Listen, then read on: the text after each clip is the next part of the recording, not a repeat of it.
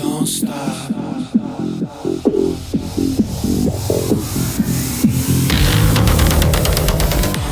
Thanks for joining me on the Everything and Anything in a Big Gay podcast.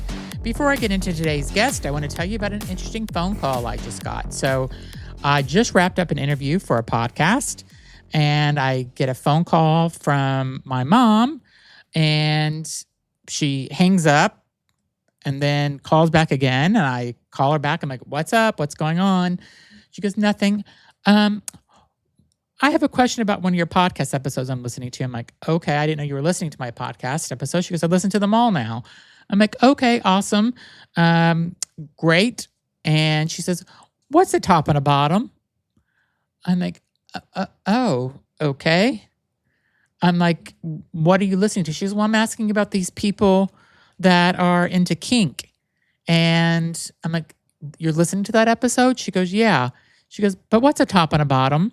So my 76-year-old mother, I had to stop and explain in the middle of a day what the top and the bottom means. And thank God she didn't get into what's a versatile and what's a side and what's all the other things. So we educated her on top and bottom today. And yeah, I didn't think I was ever going to have that conversation with my mom, but she wanted to know. And she's like, thanks for telling me, and talk to you later. Love you. Bye. And that was it. So my mom is now got the LGBTQ plus lingo going. So maybe she'll share it with some of her friends. I feel like a lot of people, though, know what a top and bottom is, but I did not expect my 76-year-old mom to be curious about that. But hey, she listens to a podcast that's going to the LGBTQ plus community mostly, and she needed to know, and I told her. And now we're done. So let's get into my guest today. His name is Philip Anthony, and I really, really, really like Philip Anthony. He has a radio show on AM 950, which is in Minneapolis. It's the progressive voice of Minnesota. And he has a show called the Downright Upright Show, which I had the pleasure of being a guest on. He's really fun. Him and his husband, he grew up, I believe, on the East Coast in New York area, and he's been there for 17 or 18 years in the Minneapolis area. My husband is like dying to go to Minneapolis because we've heard so much about it. We know there's a big LGBTQ plus community. Philip was actually telling me back in June that they had a Pride Festival there, and that they had the AM radio show had a or the station had a booth there, and they had a big turnout and stuff. So it sounds really fun. I loved being on his show. He filled in for another person for somebody else's show on his radio station that I got to be a part of. So it was so generous of him to come on just to be part of live radio that time, and it was fun. So yeah, maybe it's something I'll want to do in the future. So as I expand my entertainment wings and see where I go from there. So anyway, enjoy my episode with Philip Anthony. Again, he's on, I will put links in my podcast description or the video description, however you're watching this, but check out his show. It's am950radio.com. And his name is Philip Anthony. It's called the Downright Upright Show. So check it out because it's a great show. Thanks for listening. Hi, everybody. Thanks for joining me on the Everything and Anything in a Big Gay podcast. Today, I have a guest all the way from Minnesota. And it's not Miss Richfield, 1984. It is Philip Anthony, who is a radio personality and host. Thank you for being on my show. It's a pleasure. Thank you for having me. So I was on Philip's show maybe a week or two ago. And we had a great time. We had a good connection, and I'm like, I need his energy in my show. So here he is. So thanks so much for doing it. So just so everybody knows, his show is called Downright Upright. And I want to know what you were doing before you started doing your radio show in Minnesota. Things I really have, Zach. It's been, I'm not as young as you think I am. No, I started off as a teacher. Then I worked in the legal field for a little while. The late 90s, my mom passed, and I started spiraling. I mean, I'm an only child, and you know how gay boys are with mom. They love their moms. And so I needed to do something to get out of that situation. So I applied to be a flight attendant. And they based me here in Minneapolis-St. Paul. Was the best move I ever made because I met so many wonderful people, so many great friends, and yeah, a great community here, as you know. I'm sure Yeah. you heard about, the Renee Good and Yes. Alex Preddy, the murders of those two amazing humans, and everybody came together. It didn't matter what color, what Yeah. race, religion, and I just love the community here. So I'm really happy. I met my husband. I mean, who could ask for anything more? I mean, where did you grow up? You grew up on the East Coast. Where on the East Coast? Yeah, New York City. So did you ever think you would be living in the Midwest? No. Okay. No. It's funny.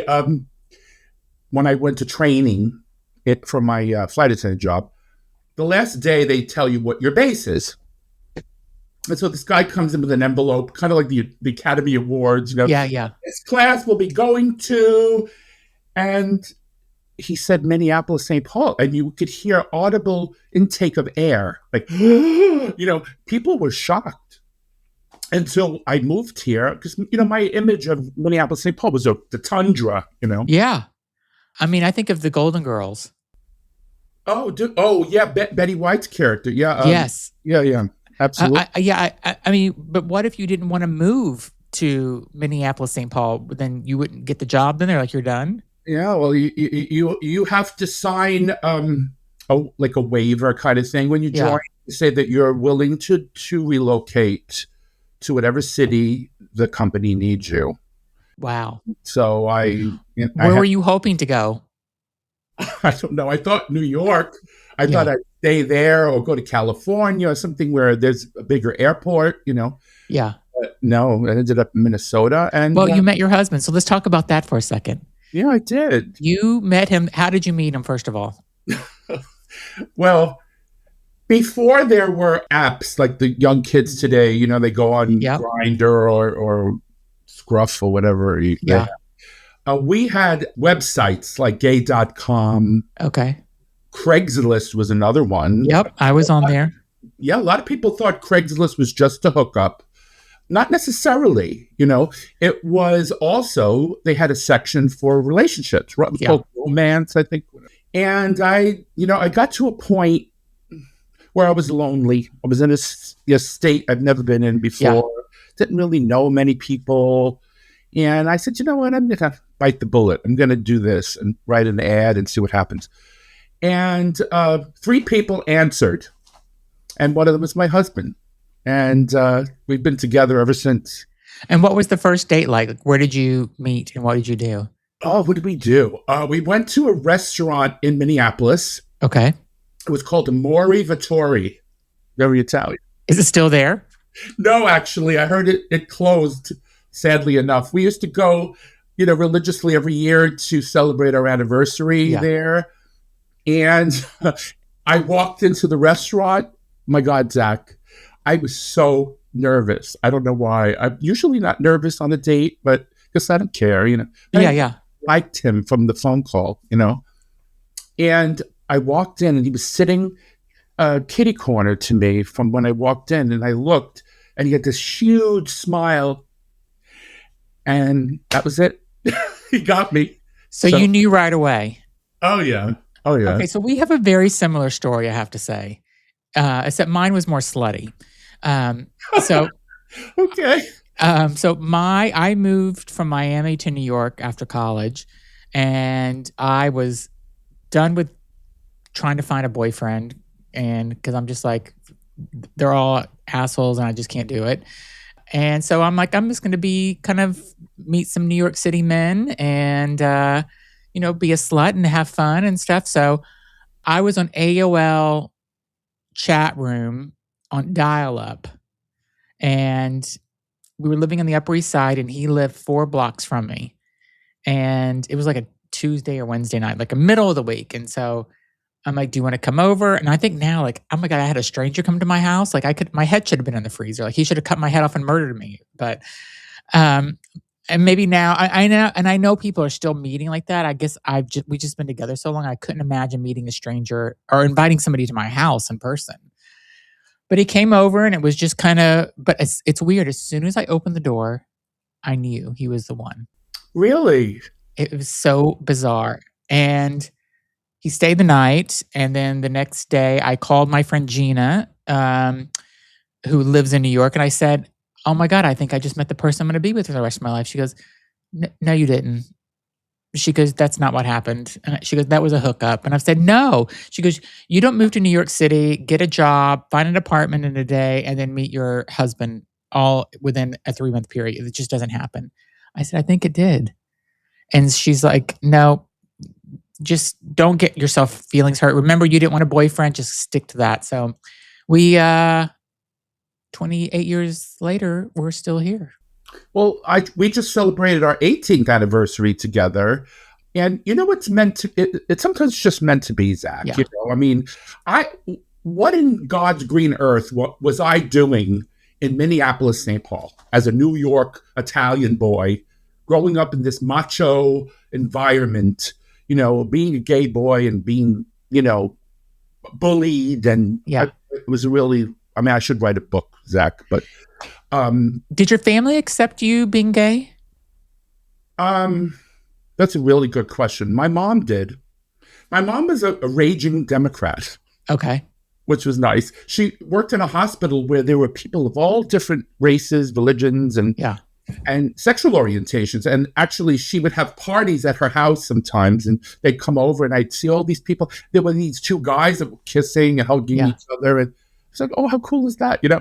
And so mom was a great person, and she made me, or she molded me in her image, I would say. Yeah. Yeah. That's nice. But how did you come out to her?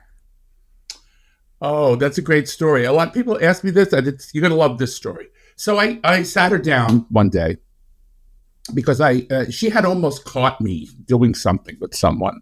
I had put the chain lock on the door, which I never do. Okay. We were together, me and this person, and I hear the door, and she's trying to, she's screaming, you know. I'm like, oh my God, Mom. I mean, we threw our clothes on, and I ran to the door, opened the lock. Yeah. Oh, Mom, I didn't know. I don't know what made me lock the door. She's like, really? And this person is in the bathroom, you know, sweating, and comes out, like, you know. So I think she knew, but she didn't care. And when I told her finally, she started crying, and it bothered me. I said, oh my God, she's not going to accept me. But it wasn't that, though, Zach. She cried because she said, but now I'm not going to have grandchildren. And that was her worry. Not that I was gay, you know. Yeah. Her. Yeah. Yeah. My mom asked me because my father wanted to know, and I didn't get the grandchildren thing. I got, do you have AIDS and do you want to be a woman? So I'm like, no and no. And that's so stereotypical, but it was the 90s and I get it. So, but you came out in the 90s. I came out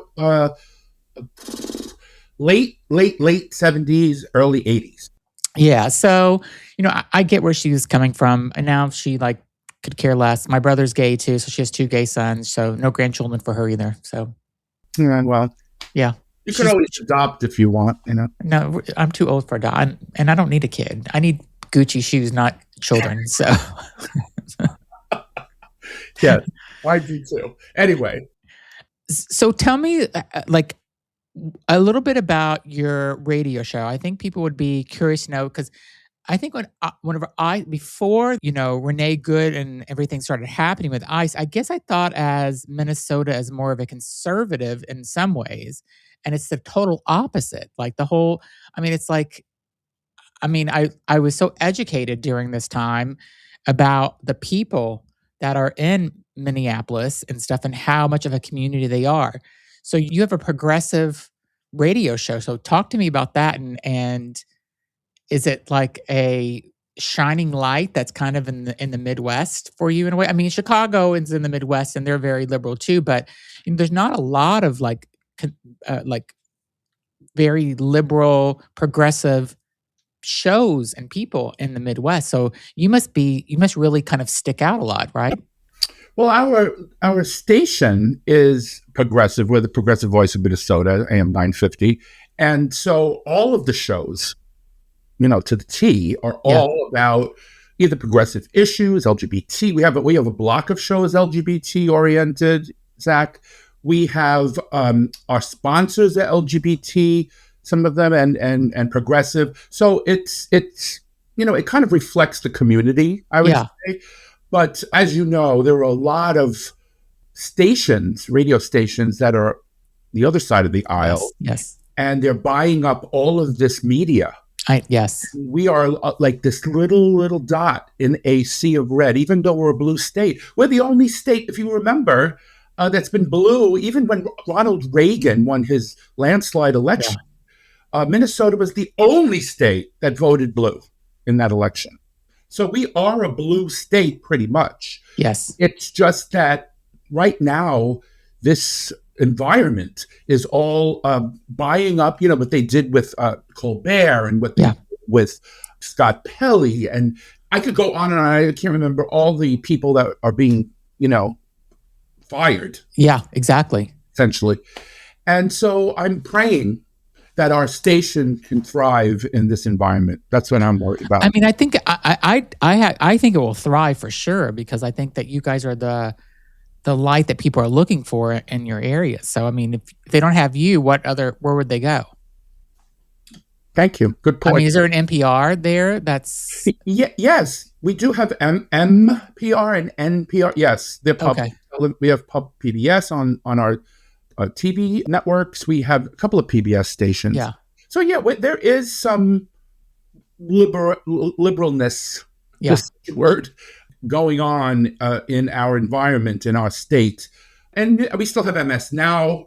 I think that's the only, corporate state. Oh, yeah. I mean, I think CNN people have given up on at this point. So, because it's, been Ellison bought it, pretty much. And Paramount and all these other organizations. And they're trying to feed the other side of the aisle, the narrative like, Trump is, sunshine, lollipops, and rainbows, which is not ever going to be something I will think of him as. So I wanted to ask you, what made you kind of move from kind of just being on air to doing more interview style radio? What made you want to do that? Okay, so at the beginning of this show, when I first started, Zach, it wasn't a radio show.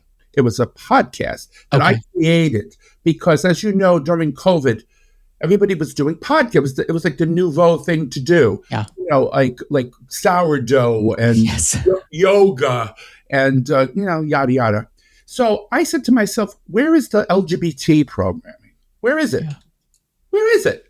There is none, right? So I said, you know what? I'm going to lift my community up because, we've been going through the mill for years. Yeah. Especially now during this administration. So I created this podcast, and at the beginning, don't listen to the early episodes, folks. Yeah, that's what I say too. Don't listen to my early episodes either. I know, right? They were terrible. I was so automatronic. I was like, "Hello, my name is Philip." And then the producers would say, "Philip, if you want to get on the radio, because that's what my aim was to try to get the station to pick me up." Because I had spoken to the owner of the station. He said, you got to be more yourself. You're more animated. Don't be NPR. Hello, good morning. That wasn't me, So I started being myself more, Zach. Like you're yourself now. Yeah. And that's why you're such a phenomenon to me. And I think all the podcasters and radio hosts that are themselves are getting many more eyeballs than the people that are trying to be like, I don't know, stuffy. Yeah, politically correct and just talking off of a script. Almost some of them sound like. Yeah. I'm just what's going on?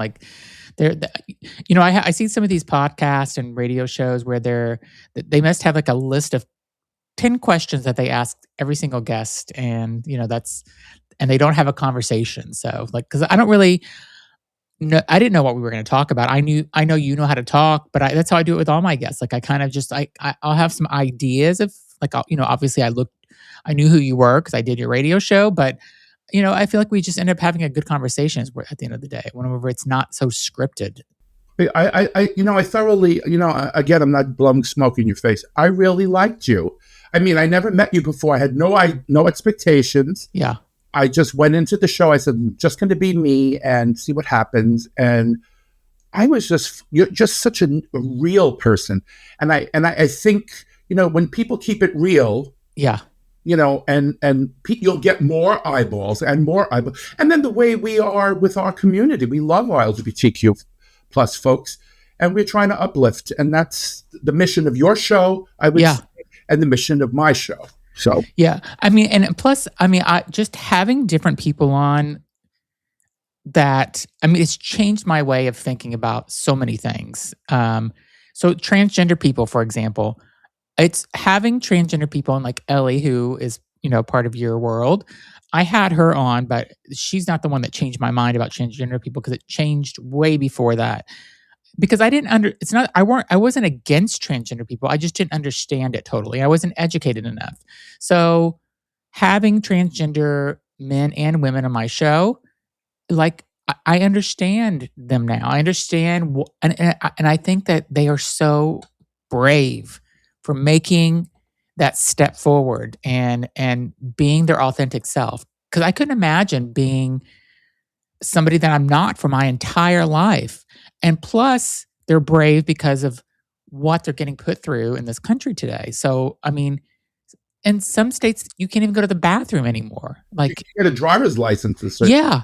In Kansas, when they took away the driver's license, I mean, the marker on the license, they can't identify, be authentic about who they are. It's just sick. And, I agree with you about that. I mean, I think it's because the Republican Party, and I'm going to say it, say it. Yeah. Hate me if you hate one, I don't care. But the Republican Party has historically demonized people. I mean, I remember in the 70s and 80s how they attacked my community as a gay man. Yeah.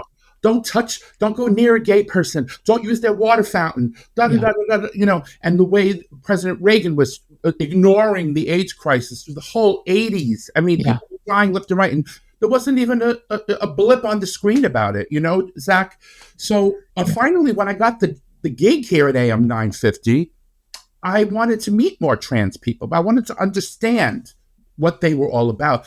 And to the T, every single one of them, every interview I did, they were just so authentic, so real, so nice, Yeah. So just judge a person, like Martin Luther King said, by the content of their character. Stop pigeonholing people. I hate that. Yeah. And so there's a woman that I interviewed. Her name is Bernie Wagenblast, and she's one of the grand marshals in New York City Pride. And she was part of the new mayor of New York's inauguration. So I somehow, maybe she reached out to me. I don't know if I found her, but she came on my show, and she has like a little podcast that she does out of New Jersey. It's more for her town almost, I think. So, but she had the best story, and she put me on the next level of understanding transgender people. And I care about her so much. I've never met her in person, and I'm dying to meet her in person. But she's the voice of the New York City subway. So when the doors open and close, open doors, please. Yeah, exactly. So that's her. So she decided to be her authentic self and come out as transgender at the age of 66. Wow. I mean, and every transgender person I interview or talk with, they all know her because she's out there, and she's so positive as well. And she just, like, her energy and just her whole vibe is just so good. Like, she's such a good person. And I don't know, I'm just so happy I got to interview her. And whenever I go to New York next, I'm going to try to meet her in person and stuff. But I mean, she's busy. After the mayor brought her on to do the inauguration, now she's the grand marshal. I mean, people are really, like, flocking to her, and because she has that good energy, that good vibe about her, which is so good. We need that today. So the moral of the story, folks, is, don't, because I think it's also, Zach, before I do the moral of the story, because there's such a small community. Yeah. And very few people have connections with the trans community. They can pigeonhole them and demonize them and marginalize them because they feel, oh, we don't know them. Let's build something around the conception of what they are instead of actually what they are. And that's where hatred comes from. Even back in the 70s with gay men, very few people came out back then. I mean, they were gay people. Yeah. They were, we used to go to our own clubs and hang out with our own people, and we Yeah. move into society as much. So I think the moral of the story, again, I'm going to go back to the moral, is, open up your horizons and meet more people. Don't be insular and only hang out with people like you. Try to hang out with people that are different so you can ingratiate and become part of their community as well. And that's, love travels, I say. It's kind of like kindness travels. One kind moves to one person, moves on to the next person, and it's just like it's a vibe. So, I don't know what else to say about that. And the weird thing I think that's happening in this country right now, and not to get so political, but it bothers me because I have another podcast where I do LGBTQ plus news. I've been doing it every day, and it's like 10 minutes or less. And a lot of my stories are around what's happening with the legislation that's coming out against transgender people about, just, I can't believe how many hundreds of bills that are out there there's over 700 across the country right now. It's insane. Not just against transgender, but LGBTQ plus overall.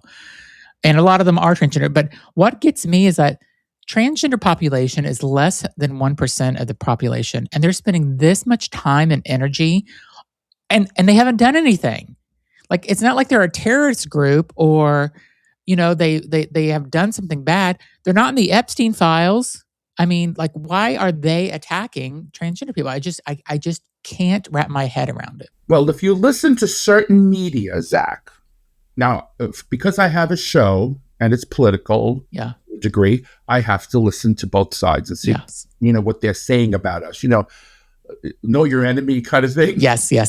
And if you listen to Zach, if you listen to some of these shows, whether they're on YouTube or TV or whatever, you would think trans people are killing people all over the country. The way that they're talking about, the left is crazy and these trans people are doing this and that.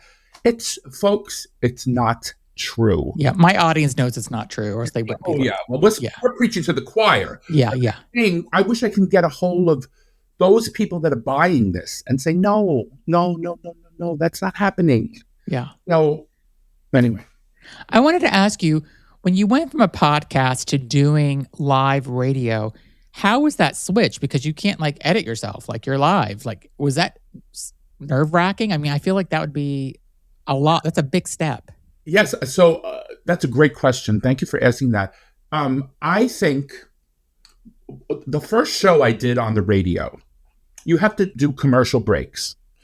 So when I was on the podcast, I just kept talking. So if it went over into an hour, no break. Because, sometimes the conversation just flows like you and I, Yeah. And I felt bad because when you were on, I kept going, well, Zach, got to take a break now. So it's a different vibe. You have to keep looking at the clock and, making sure. So the podcast was so much easier. So much easier. Yeah. Radio is tough. I'm sure TV is the same way because, they have guests too and they talk to them and they have to take commercial breaks. Yeah. So. Yeah. And do you ever, I don't know, run out, if you run out of a topic or you run out of a conversation and you're live, has that happened to you before where you're just oh no?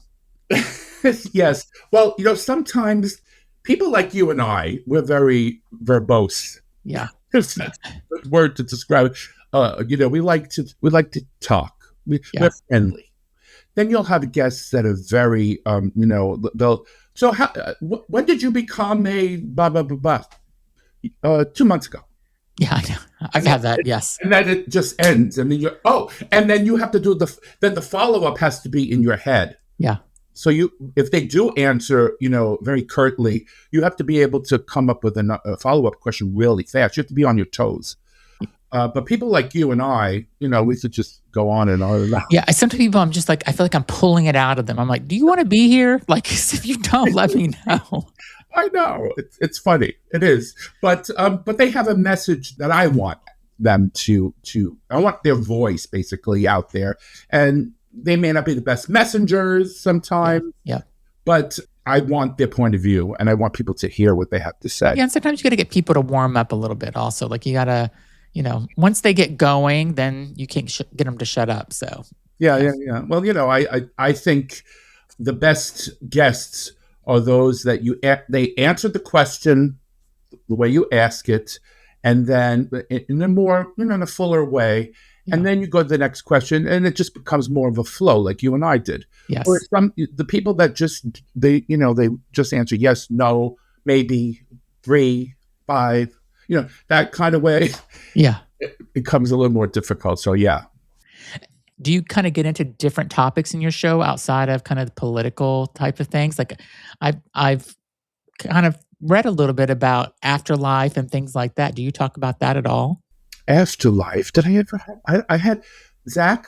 I have 179 or 78 episodes. So Oh, wow. I can't even tell you but I would say the majority have been authors, performers, entertainers, politicians, LGBT movers and shakers. Yeah. You have like you have trans and gay guests and lesbians Yes.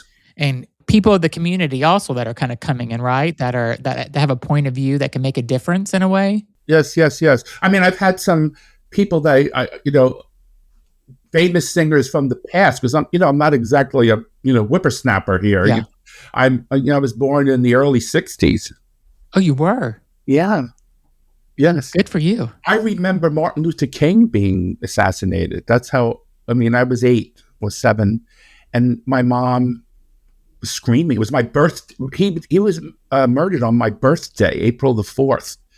And I remember my mom screaming. I was having a birthday party, and my friends are there, and she's, "Oh my God," And I was, "Mommy, and she was in tears because she saw the good work that he was doing. Yeah. Trying to get people just to love one another, and stop the BS, and they just wiped out all of these civil rights leaders, one after the other. Malcolm X. I mean, it's just, and then they wonder why Black people are angry. Yeah. It's amazing to me. Yeah.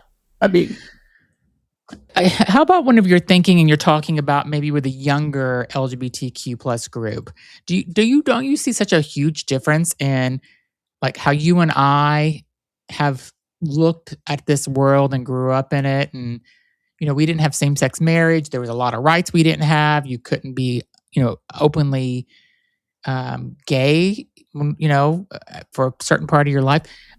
And now, I feel like that the younger generation that is out there, I'll say early 20s, even late 20s, they didn't have to go through any of this. Like they had same-sex marriage whenever they were, when they decided to come out of the closet. Plus, a lot of kids are coming out now in junior high and high school, which I think is so amazing that you can do that. Because if that was not the case at all whenever I was growing up. Like you would have been, if you would have come out as gay in my high school, you probably would have been beat the hell out of, or possibly worse. I mean, they have gay straight alliances now. Yeah, the kids that identify as LGBTQ plus can go and meet like-minded people that are just like them.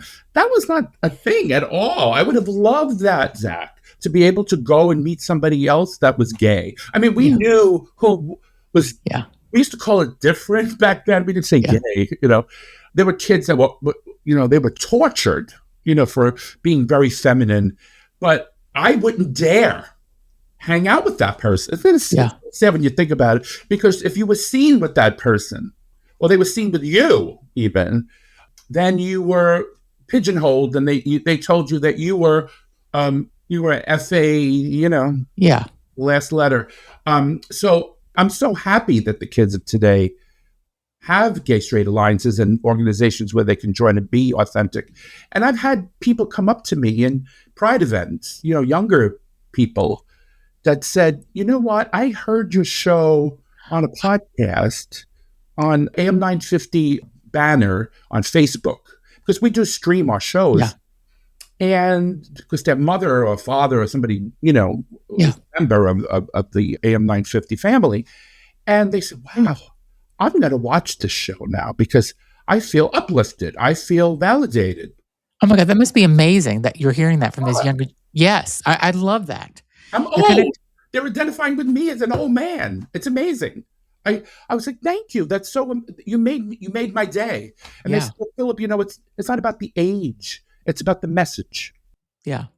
I mean, you're kind of doing that intergenerational queer storytelling in a way, which is like, I'm Yes. so happy to hear that some of them appreciate that, because I do feel like some of them are just like, oh, yeah, whatever. Like same sex marriage. Yeah, you got it. Yeah, whatever. And then the ones that are coming up to you, I mean, it's not all of them, but the ones like they're coming up to you and like appreciating the messaging and the stories, that's amazing. That makes me so happy. Yeah, I'm glad. I see you're welling up a little there, and I feel the same. Yeah. I'm kind of, the feedback is amazing. So I can get people walking up to when I'm tabling after at Pride, after I do my show. We do live shows, and then they want the host to table and Yeah. selfies or whatever. And I'm told almost like every time I move to Minnesota, because you're so welcoming. I have a trans daughter, and I am worried about her, and I moved here because I thought she'd have a better life.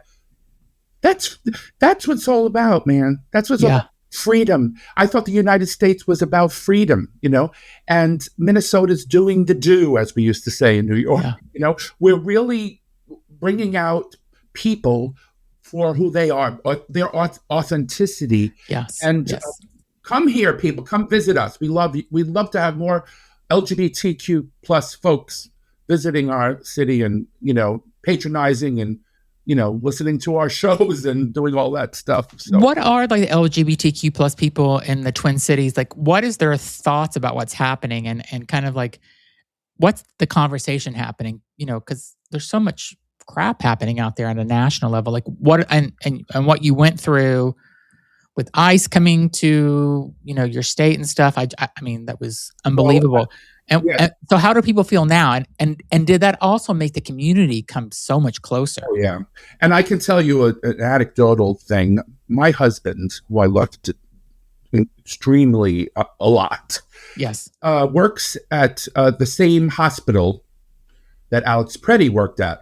And he would walk in the hallways and he would see Alex, and as they were passing, they weren't friends, but my husband's a very, very, insular person, very introverted. And whereas Alex was so outwardly friendly. And so he'd see my husband in the hallway go, "Hi, good morning." And my husband would go, "Oh, good morning." And that would wake up, they'd see each other, sometimes and say good morning to each other. That was the, extent of it. And then when we heard about what happened, oh my goodness, my husband and I were in tears, because he said, I knew the guy in the hallway. He was the one that used to come and say hello to me. Yeah. And they're trying to make a terrorist out of it. It's sickening. Have you ever had a guest on your show that has changed your mind as you were talking to them actually on the air? Like they made you think differently, and it made you, like you had a thought about how something should be and it made you think differently? Well, I've had people voicing certain political points of view. Yeah. That they convinced me that it's possible that it's your way could work. Yeah. Like we would argue. I was arguing with someone that, not arguing, I don't want to say, because I don't argue with anybody on my show. Like I said, I try to get their voice out there. Yeah. Somebody that, I'm on the same page as, but about the electoral college. Mm. It's not the electoral college, people, just so you know. That's another thing that bothers me. Like, there and there. And yeah. Well, my mother was an English, I would call her an English fascist. Okay. To speak properly. So it was about the electoral college. And I don't like the electoral college, but this person's like, well, look, Donald Trump won the popular vote, and so he would have won anyway. And I thought about it, and I said, maybe you're right. Maybe it's just the people. We got to change these people's minds, and they're living a really, really difficult life now. Gasoline prices and grocery prices, energy prices. I thought we weren't supposed to have endless wars. All the Mhm. money he's spending on his vanity projects, Yep. like the arch that he's building, and the reflecting pool, and the east wing, and his bunker, and I could go on and on and on. These are costing almost billions, Yeah. $1 billion or more of your money, instead of giving you health care Yep. and giving you a better way of life. No, it's not happening. The oligarchy is winning, not us. Yeah. And he's taking away veterans' money for, the VA. And so Yeah. and it's so bizarre to me that a lot of these are the people that are getting impacted are the people that voted for him. And one of the reasons like I like social media is because I love seeing on TikTok and Instagram reels whenever people are like, I voted for him and I made a mistake and I wish I'll never do it again. So I think there's a big shift. I mean, he's always going to have his cult following, but there are people that are waking up, I think, which is like really nice to see. Yeah, well, the rural hospitals, Oh yeah. he got a really large percentage of the rural vote. Now they're closing rural hospitals. Yeah. The rural farmers are suffering because the Chinese are not buying their soybeans and all that stuff. And the prices, they were saying, the inflation under Biden. That was a transfer from the Trump's first administration, because of the boats were all locked up in their countries. They weren't able to go anywhere and deliver the goods. And you're blaming the person who made this thing a fiasco. Yeah. Instead of, looking at who really did it. But I'm telling you, our president can sell you ice in the wintertime. Yep. He's really good at it. And if you're naive enough to believe it, that's your problem. Yeah. Yep. Oh. If there's something, I want to just kind of ask you a little bit about, if you could, like, thinking about like all the things that you've done in your life, living in New York City, moving to Minneapolis, I think is huge. Doing a podcast, going to live radio. If you could go back and like tell yourself, like when you were, let's say you go back, time travel back, and when you were 18, what would something you would tell yourself at 18 that would maybe alter your course or just give good advice? Yeah. Somebody else asked me this question, and it makes me well up. I mean, because I really wish I could have told little Philip, just don't worry about it. It's going to get better. You're who you are. Don't listen to those kids and other people. And, just, it's going to get better. Things will be okay. Just be strong, because you're a strong person, and you'll get through it. And I would have loved to have heard somebody say that to me. Yeah. Because it was really hard. I can go on and on, but you have a very short show here. But I had abuse from my stepfather, physical abuse and mental abuse. I had abuse in school from some of the teachers, even used to let the kids hit me. Didn't say anything. Really? I was the gay kid, It was terrible. I should write a book. I really should, because maybe you should. Have you ever thought about really seriously doing that, though? My husband, because I have a story to tell, and I really wish I could put it down on paper, but I am, there's so much going on in my head that I went through. I don't know if I could possibly remember everything. I'd have to sit down with a piece of paper and just write all the things that I went through. And my stepfather sent me to the hospital with my two ears bleeding. He smacked me so hard in the ears. I was in the shower, and I had accidentally left the shower curtain out of the bathtub, and the water was coming out, and he came in, and he just started wailing on me and calling me the F word. And oh my God. It was tough. I had a really tough childhood. That's why I'm living my best life now. Yeah.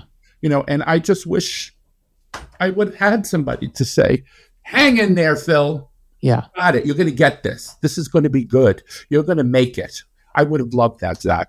I really would have. And where did your husband grow up? He grew up in northern Minnesota, in a farm on a farm. Okay. Very different from me. Yeah. He's the country mouse. I'm the city mouse. Remember that Yeah. story? Yeah, I do. And we're very similar in our morals. We're very kind people. And so we connected through that, being kind, caring, loving. We're very affectionate to each other. But there are things we don't agree, with. Like I lived in New York City, so he likes to leave the blinds up, like the whole neighborhood. See, Yeah. and I lived, the houses were like this. So if you're walking around in your underwear, everybody could see you. So I like pulling everything down, the curtains down, and what are you doing? You let the air, let the sun in. It's like, so things like that. Like minor things, but in general, we have the same heart. So I think that's what connects people in relationships is their hearts match. They fit like a glove, and that makes a successful relationship, Zach. So, do you think you guys will retire and live there for through your old age? Well, I don't know. I mean, we didn't get that because my husband's a little bit younger than me, and he's going to be 49 this year, and I'm in my mid-60s. So there's a little bit of a gap. But when we were younger, you wouldn't notice because I was a young-looking 40-ish, and he was. Well, you're young-looking 60-ish too. So you're so sweet. Folks, I'm gonna tell your audience. When I first met you, I couldn't believe how old you were. It's up to you to say if you want to say, but I'm 53. I tell people. Oh my God, I was like, no way. This guy, you looked early 40s, late 30s to me. Oh well, I'll take it. So I mean, I mean it. I'm not blowing smoke. I'm a very honest person, and I was shocked. I was like, because, but you also come off very knowledgeable, and you did have an old soul. So that was kind of like where maybe, you can come, But I love your heart. You care about people. Your show is incredible. People fantabulous.